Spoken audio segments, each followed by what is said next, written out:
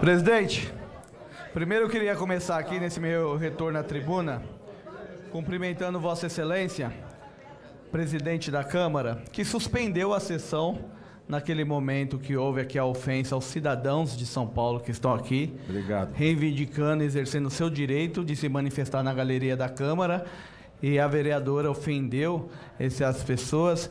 E o senhor, mostrando que não vai permitir que a sua presidência seja um esculacho aqui e vereador quebrando o decoro, suspendeu a sessão acertadamente, senhor presidente. E não é a primeira vez que eu venho aqui nessa tribuna para cumprimentar a Vossa Excelência pelas conduções que o senhor tem tido à frente da mesa, com todo o respeito e sinceridade. Então, parabéns, senhor presidente, por isso. Outra questão que eu gostaria é de parabenizar o vereador Isaac Félix, como membro experiente do PL, que foi lá falar com a vereadora e pediu para que ela retirasse o que ela disse. E ela veio e retirou. Isso é importante para que se mantenha o decoro da Câmara. O respeito aos vereadores e o respeito a todo mundo aqui que paga o nosso salário, inclusive. Então é importante saber separar o que é um vídeo de internet, um vídeo, de repente, numa rádio de direita ou da sua orientação política, e o trabalho no parlamento para o qual a gente foi eleito e a população espera o mínimo da gente, é condição de desempenhar bem esse papel de vereador e de vereadora. Então eu quero deixar isso aqui registrado, senhor presidente. Mas eu gostaria de falar também, senhor presidente, que o artigo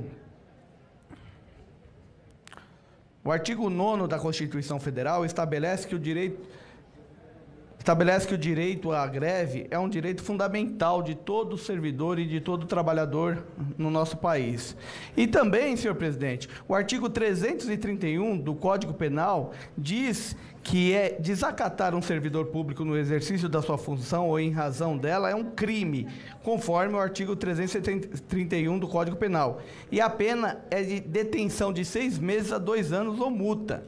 Estou dizendo isso, senhor presidente, porque esses servidores aqui, quando tem esse tipo de ofensa, existe de uma forma bem explícita nessa ofensa um desacato também a eles que estão aqui lutando pelos seus direitos, que está sendo estabelecido no direito de greve já previsto na Constituição Federal, mas sendo ofendido na função do seu trabalho e pelo motivo que vem aqui reivindicar os seus direitos pela luta que faz lá na frente da sua unidade, seja ela na área da saúde, da educação, seja ela da subprefeitura. Então, que isso fique estabelecido, porque a gente não pode e não vai permitir esse tipo de coisa aqui na Câmara Municipal. Nem que a gente precise, ou até os sindicatos mesmo, as associações, possam aí representar vereadores que não entendam isso, ou não entenderam isso ainda.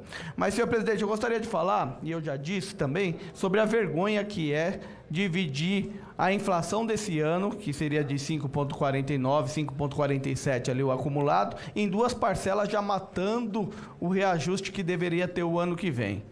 É uma vergonha porque a cidade de São Paulo é rica. A cidade de São Paulo tem um orçamento robusto. A cidade de São Paulo tinha dinheiro em caixa até a véspera da eleição, quando o prefeito resolveu passar por cima da lei e gastar até além do que deveria.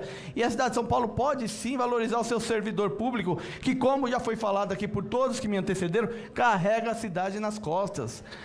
É esse servidor público que recebe o cidadão lá, independentemente do seu humor, sempre questionando o serviço público oferecido, recebe o cidadão lá para prestar contas do que a cidade pode lhe oferecer, e muitas vezes o cidadão de mau humor com o servidor público, porque acredita que nunca funciona direito o serviço público. E a gente deveria sair da caixinha da disputa política, de esquerda, de direita, e tratar o tema que está em pauta aqui, que é a política pública de reajuste salarial de quem merece.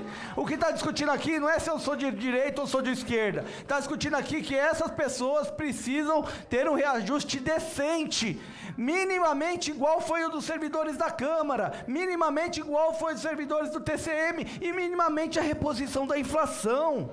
Sem falar da necessidade de incorporar outro tipo de benefícios que eles receberam através de subsídio, mas deveria ser incorporado no salário, porque quando eles progridem na carreira e até mesmo na aposentadoria não conseguem levar. Mas, senhores vereadores, senhoras vereadoras, temos aqui uma obrigação de votar com consciência, e temos 2 votações.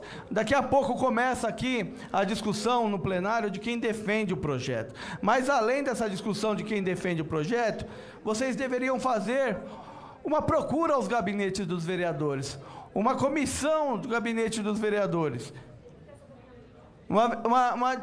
uma visita aos vereadores, dialogassem com eles. E eu estou falando assim de uma maneira como vocês fazem com todos nós, cotidianamente, onde nos encontra, com bastante cordialidade, para o convencimento, falando com os vereadores o porquê da importância de um reajuste melhor e maior. Estou dizendo isso porque eu já vi vereador aqui chegar no primeiro mandato, e foi na última legislatura, vereador que eu fiquei chateado que ele não ganhou a eleição, inclusive.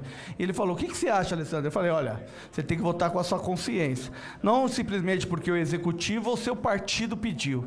Ele falou: olha, eles chegaram lá, conversaram comigo, falaram da avó, falaram da mãe que me amava, tal, não sei o quê.